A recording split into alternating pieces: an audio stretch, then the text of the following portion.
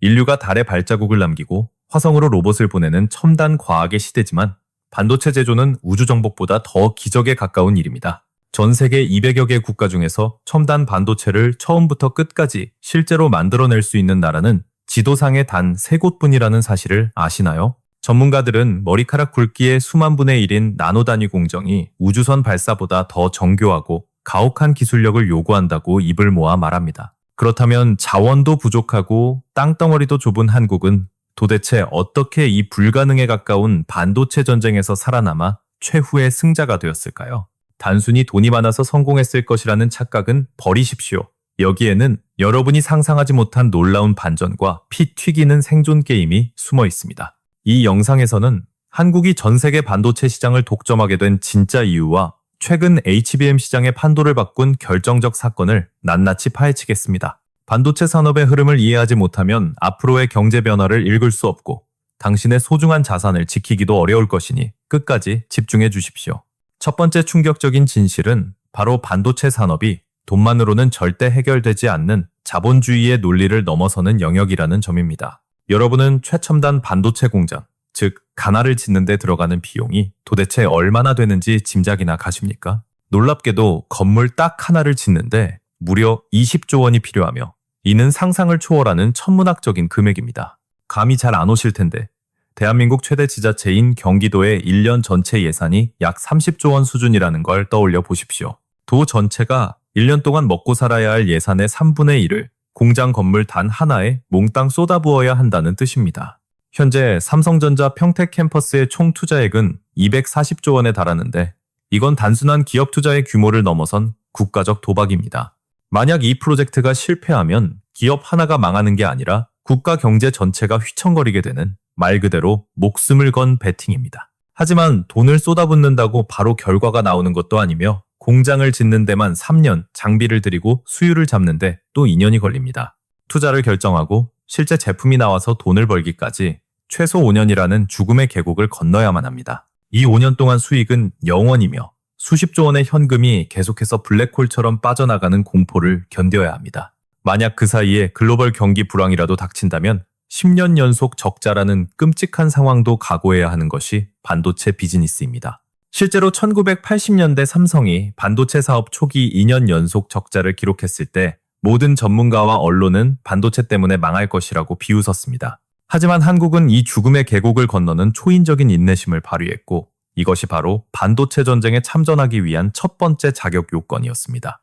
중국은 어땠을까요? 중국 정부는 반도체 굴기를 선언하며 국가 펀드로 수백조 원이라는 천문학적인 돈을 쏟아부었습니다. 전 세계의 핵심 인재들에게 연봉 5배를 제시하며 스카우트하고 기술력을 가진 해외 회사들을 닥치는 대로 사들였습니다. 자본주의 사회에서 돈으로 해결되지 않는 문제는 거의 없기에 이론상으로는 중국이 이미 세계를 제패했어야 정상입니다. 하지만 중국은 가장 높고 단단한 장비와 특허의 벽에 정면으로 부딪혀 박살났고 이것이 바로 첫 번째 숨겨진 진실입니다. 반도체는 돈다발로 쌓아 올릴 수 있는 성이 아니며 수십 년간 축적된 노하우와 국제적 협력이 필수적인 생태계 산업이라는 점입니다. 두 번째 충격, 과거 반도체의 제왕이었던 미국은 스스로 그 왕관을 벗어던지는 치명적인 실수를 저질렀습니다. 1990년 전 세계 반도체의 37%를 생산하던 미국은 현재 그 비중이 고작 12% 수준으로 처참하게 추락했습니다. 미국 엔지니어들의 기술력이 부족해서였을까요? 아닙니다. 오히려 당시 경영진들이 너무나 똑똑하고 합리적이었기 때문에 벌어진 비극입니다. 90년대 월가와 실리콘밸리의 엘리트들은 계산기를 두드려보고는 직접 칩을 생산하는 것이 가성비 최악의 사업이라고 결론지었습니다. 독성 폐수를 처리하고 24시간 3교대로 공장을 돌려야 하며 수율이 안 나오면 적자를 떠안아야 하는 3D 업종으로 보였던 겁니다. 반면 골치 아픈 생산은 아시아 국가들의 하청을 주고 자신들은 우아하게 설계만 한다면 꿈의 비즈니스 모델이 완성됩니다. 공장 유지비 0원, 재고 부담 0원, 영업이익률 50%를 찍는 퀄컴, 엔비디아 같은 클리스 기업들이 이 논리 위에서 탄생했습니다. 당시엔 부가가치가 낮은 제조는 넘기고 핵심 두뇌만 갖겠다는 이 전략이 노벨 경제학상을 받을 만한 선택과 집중처럼 보였습니다. 하지만 그들은 제조를 하지 않으면 제조 기술도 사라진다는 제조업의 가장 기본적이고 치명적인 진실을 간과했습니다. 공장이 사라지자 생산 라인에서 발생하는 수만 가지 변수를 해결하던 엔지니어들의 손끝 기술도 함께 증발해버린 겁니다. 이것이 20년 넘게 누적되자 막상 안보 이슈로 다시 칩을 만들려고 해도 도저히 수율을 잡을 수 없는 지경에 이르렀습니다. 인텔이 최근 파운드리 재진입을 선언하며 처참하게 고전하고 있는 이유도 잃어버린 제조 근육은 하루아침에 살 수 없기 때문입니다. 세 번째 충격, 1980년대 미국을 밀어내고 세계 시장의 50%를 독점했던 일본은 너무 완벽해서 망했습니다. NEC, 도시바, 히타치 등 이름만 들어도 공포의 대상이었던 일본 기업들은 당시 지독한 장인 정신으로 무장해 있었습니다. 그들은 대형 컴퓨터에 들어갈 수명 25년을 보장하는 결함이 전혀 없는 불사신 같은 완벽한 칩을 만들어냈습니다. 하지만 바로 그 불필요한 완벽함이 시장의 변화를 읽지 못하고 스스로의 목을 조르는 치명적인 독이 되었습니다. 90년대 시장의 중심은 기업용 대형 컴퓨터에서 3년에서 5년 정도 쓰다 교체하는 개인용 PC로 급변했기 때문입니다. 소비자들은 비싸고 25년이나 가는 반도체가 아니라 적당한 성능의 가격이 싼 가성비 제품을 원하기 시작했습니다. 우리는 싸구려를 만들지 않는다며 고비용 전략을 고집하던 일본의 빈틈을 삼성전자가 파고들었습니다. 결국 일본 반도체는 자신들만의 기술력에 취해 세계 시장의 흐름과 단절된 갈라파고스 섬에 갇혀버렸습니다. 세계 3위였던 엘피다 메모리의 파산은 시장을 무시한 고고한 기술이 얼마나 비참한 최후를 맞는지 보여주는 사례입니다. 네 번째 충격, 후발주자였던 한국은 남들이 볼 때 미친 짓이라고 부르는 위험한 도박을 감행했습니다. 자본도 기술도 부족했던 한국이 최후의 승자가 된 비결은 바로 공포의 치킨 게임 전략이었습니다. 반도체 가격이 폭락하는 겨울이 찾아오면 합리적인 기업들은 공장 가동을 줄이고 몸을 사려 적자를 피합니다.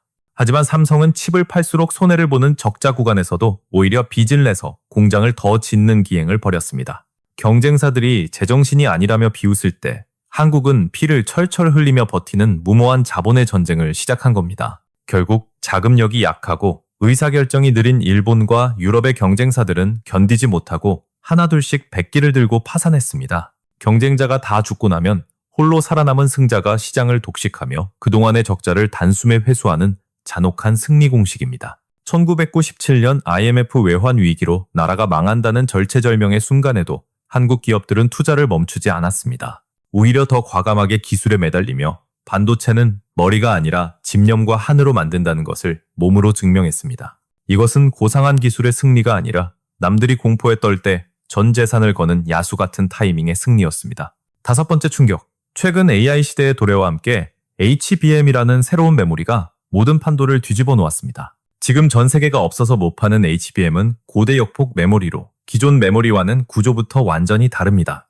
넓은 평지에 칩을 배치하던 과거와 달리 HBM은 칩을 수직으로 아파트처럼 층층이 쌓아 올려 연결합니다. 이렇게 하면 데이터가 이동하는 통로가 획기적으로 늘어나 챗 GPT 같은 거대 AI를 돌리는데 필수적인 속도가 나옵니다. 이 혁명적인 HBM 시장에서 기존 메모리의 절대 강자였던 삼성전자가 2인자인 SK하이닉스에게 왕좌를 위협받는 이변이 일어났습니다. 삼성이 기존 시장의 성공에 안주할 때 SK하이닉스는 불확실한 미래였던 HBM 기술에 사활을 걸고 먼저 뛰어들었습니다. SK는 AI 칩의 제왕인 엔비디아와 긴밀하게 협력하며 까다로운 기술 검증을 가장 먼저 통과하는 승부수를 띄웠습니다. 그 결과 2024년 현재 SK하이닉스는 HBM 시장 점유율 50%를 차지하며 시장의 주도권을 완전히 가져왔습니다.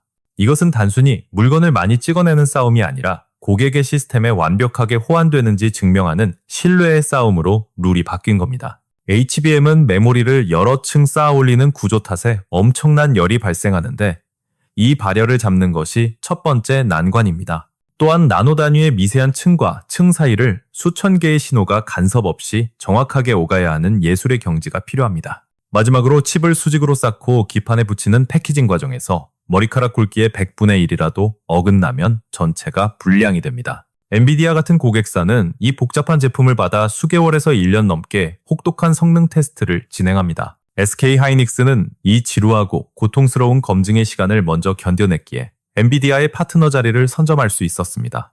엔비디아 입장에서는 이미 잘 돌아가는 SK에 칩을 두고 굳이 리스크를 감수하며 공급사를 바꿀 이유가 전혀 없습니다. 테슬라의 자율주행차, 스페이스X의 우주선, 그리고 우리가 쓰는 챗 GPT 서버까지 모두 한국산 HBM이 심장처럼 뛰고 있습니다. 만약 한국에 이 작은 칩이 공급되지 않는다면 전 세계 최첨단 장비들은 그저 비싼 고철 덩어리로 전락할 것입니다. 그렇다면 이 엄청난 기술의 기적은 도대체 어디서, 누구의 손에 의해 만들어지고 있는 걸까요? 경기도 평택의 고속도로를 빠져나오면 지평선 너머로 산맥처럼 보이는 거대한 요새, 삼성 평택 캠퍼스가 나타납니다. 길이 500m가 넘는 초대형 공장들이 줄지어 서 있는데 이는 축구장 25개를 합친 것과 맞먹는 압도적인 크기입니다. 밤이 되면 수만 개의 조명이 켜지며 마치 SF 영화 속에 나오는 우주정거장처럼 24시간 불이 꺼지지 않고 돌아갑니다. 이곳에 들어가기 위한 보안 절차는 공항 검색 때보다 훨씬 더 삼엄하고 철저하여 숨이 막힐 지경입니다. 노트북과 스마트폰은 물론이고 스마트워치까지 모든 전자기기를 반납해야 하며 엑스레이와 홍채 인식까지 통과해야 합니다. 탈의실에서는 속옷까지 모두 벗고 특수 방진복으로 갈아입어야 하는데 이 준비 과정에만 15분이 넘게 걸립니다. 에어샤워의 강력한 바람으로 먼지 한 톨까지 털어내고 들어선 클린룸은 천장 높이만 아파트 3층에 달하는 별세상입니다. 천장에는 웨이퍼를 실은 OHT 로봇 수천 대가 롤러코스터처럼 레일을 타고 날아다니며 바닥에는 수조 원어치 장비가 깔려 있습니다.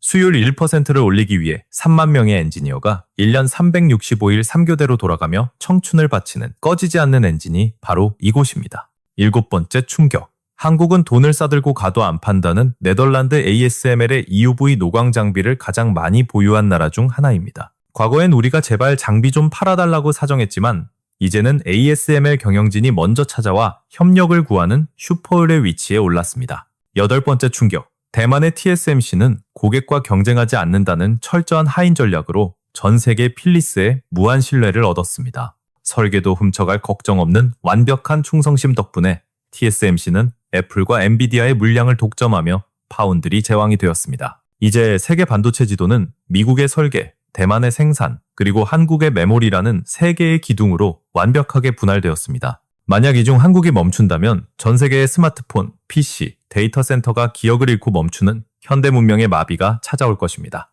반도체는 이제 단순한 수출 상품을 넘어 강대국들도 한국을 함부로 대하지 못하게 만드는 가장 강력한 안보 방패가 되었습니다. 한국이 이 신의 영역에 도달한 진짜 이유는 돈이나 운이 아니라 남들이 안 된다고 할 때 해봤어? 라고 되묻는 불굴의 도전 정신이었습니다. 한국인의 빨리빨리 문화는 급변하는 시장에서 압도적인 속도전이 되었고 특유의 은근과 끈기는 기어이 수율을 잡아내는 장인 정신이 되었습니다. 중국이 인해 전술로 턱밑까지 쫓아오고 일본이 부활을 노리는 지금도 평택과 화성의 연구원들은 쪽잠을 자며 기술의 벽을 넘고 있습니다. 여러분이 매일 사용하는 스마트폰과 유튜브 그리고 다가올 AI 세상의 가장 깊은 곳에는 항상 메이드 인 코리아가 새겨져 있습니다. 1980년대 허허벌판에서 맨 땅에 헤딩하던 그 광기와 집념이 2025년 오늘날의 디지털 제국을 건설한 원동력이었습니다. 평택 공장의 불빛이 꺼지지 않는 한 대한민국의 미래는 여전히 밝으며 위기를 기회로 바꾸는 우리의 DNA는 살아있습니다. 반도체 전쟁의 승자는 가장 똑똑한 자가 아니라 가장 절박하고 끝까지 포기하지 않는 자가 차지한다는 것을 기억하십시오. 당신의 자산을 지키고 미래를 대비하고 싶다면 이 치열한 전장에서 한국 기업들이 어떻게 싸워나가는지 계속 지켜보셔야 합니다. 한국이 반도체를 독점하게 된 진짜 이유, 그것은 계산기를 두드리는 이성이 아니라 불가능에 도전하는 뜨거운 가슴이었습니다. 지금까지 대한민국의 반도체 기적과 그 속에 숨겨진 진실을 추적한 긴 여정이었습니다. 끝까지 시청해주셔서 감사합니다.